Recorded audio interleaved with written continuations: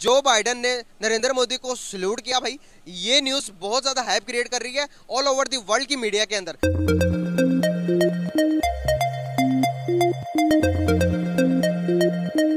India is going to get a taste of global leadership. आज भी advice करूंगा आपके पाकिस्तानी देखने वालों को कि प्लीज खुदारा भारत का भी चैनल कभी निकाल के देखा करें कि वो तरक्कियों की कौन सी मंजिलों पे जा रहा है।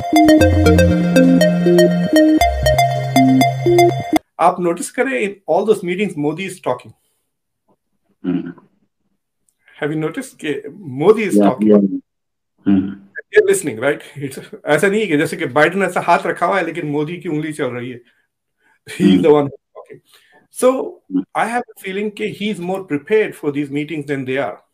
एक घर में 2 आर्मी चीफ लगाना चाहते हैं, कैसे मुमकिन होगा? पाकिस्तान G20 समिट के अंदर पार्टिसिपेट ही नहीं कर सकता, पाकिस्तान हिस्सेदारी नहीं है। पाकिस्तान इस वक्त अफगानिस्तान का नक्शा पेश कर रहा है। वो अपनी तरक्की कर रहे हैं, इस वक्त उनके पास $600 बिलियन पड़े हुए हैं। जहां जहां भी इंडियंस हैं, they are doing well and they are respected.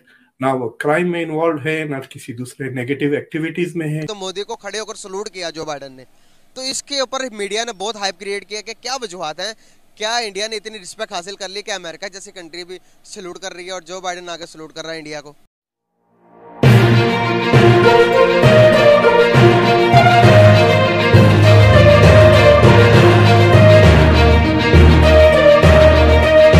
इसके अलावा जो बाइडन ने नरेंद्र मोदी को सल्यूट किया भाई, ये न्यूज़ बहुत ज़्यादा हाइप क्रिएट कर रही है ऑल ओवर द वर्ल्ड की मीडिया के अंदर।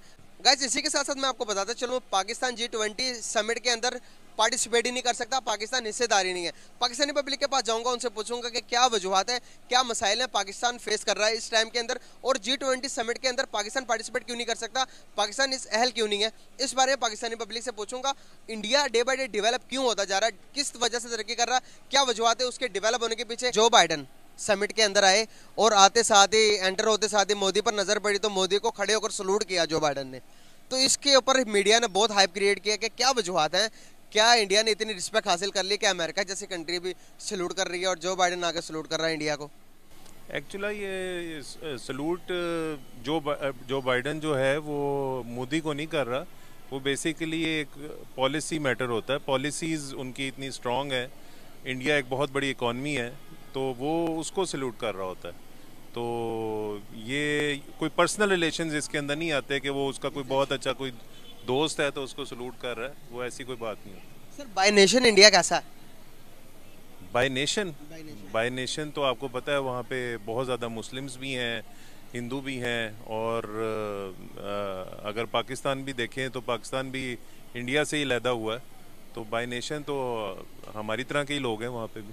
तो सर, हमारी तरह के लोग होने के बावजूद भी वो स्ट्रॉन्ग तो होंगे ना किसी न किसी चीज़ से, जो इतना डेवलप कर गए अपने आप को, अपनी सोच बदली, मुल्क बदल दिया।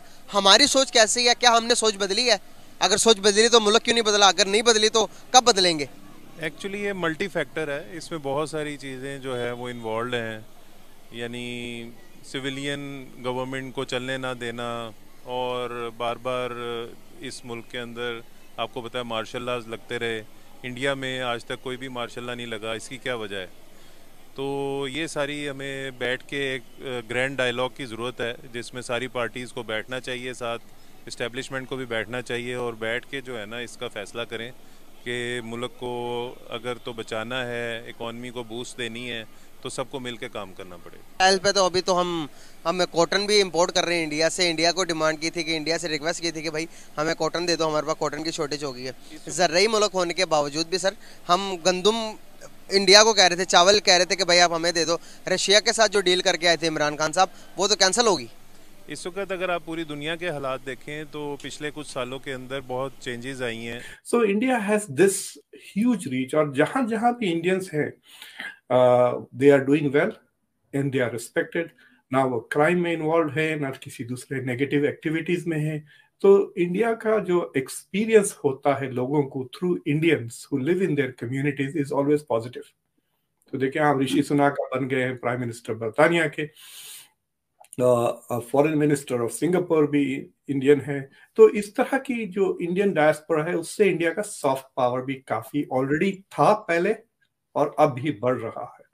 सो दीज आर एन इम्पोर्टेंट मतलब एस्पेक्ट्स जिसके वजह से इंडिया को इतनी इज्जत इंटरनेशनली मिलती है। मैं आपको बताता हूँ, मैं 4-5 साल पहले I really travelled the Middle East quite a bit to do research on Sufism. तो मैं एक जगह गया था टर्की में, जो बहुत सारे लोग थे, 10,000 से ज्यादा लोग बैठे हुए थे, एक बहुत बड़ी गैदरिंग थी। तो it was impossible for me to go close to the speaker जो शेख थे, लेकिन वो बात गई उनको थ्रू पीपल के there is somebody from India. तो के हिंदुस्तान कह के उठ के आके मुझसे मिल गए, नॉट बिकॉज ऑफ मी और my stature, but because and only because I was from India. Egypt में भी इस तरह का काफी, so there are many places in the world, Europe में भी अब इंडियंस की काफी रिस्पेक्ट होने लगी है, and India is beginning to use this, मतलब इंडिया अपनी डिप्लोमेसी में इसका इस्तेमाल भी कर रहा। India is going to get a test of global leadership. तो थोड़ा मजा चखेंगे कि global leadership, but it is also a test. I don't know whether you have seen this, but YouTube पे बास चैनल्स और खाली वो क्लिप्स लगाए हैं जहाँ मोदी की मुलाकात बाइडेन से हुई, मोदी की मुलाकात ऋषि सुनाक से हुई, मोदी की मुलाकात विद जी जिनपिंग। आप नोटिस करें, in all those meetings Modi is talking. Have you notice कि Modi is talking, listening, right? ऐसा नहीं है कि जैसे कि बाइडेन ऐसा हाथ रखा हुआ है लेकिन मोदी की उंगली चल रही है, he is the one talking. So I have a feeling कि he is more prepared for these meetings than they are. कि he has something to say. तो हमारे पास, हम लोग कभी लोगों को कहते हैं या स्टूडेंट्स को कि you should have a elevator pitch. तो मेरे ख्याल से Modi is coming with this elevator pitches ready.